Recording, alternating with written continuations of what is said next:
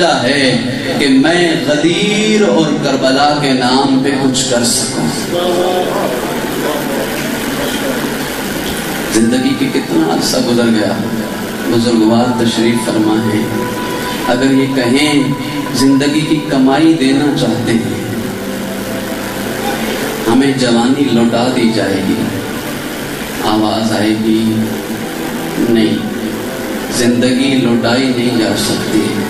کہیں ساری جائیداد دینے کے لیے تیار ہیں، جوانی کا ایک دن لوٹا دو، آواز آئے گی نہیں۔ نہج البلاغہ کا وارث علی نہج البلاغہ میں فرماتا ہے، الناس نیام اذا ماتوا انتبہوا، لوگ سو رہے ہیں، جب مر جائیں گے تو جاگ جائیں گے۔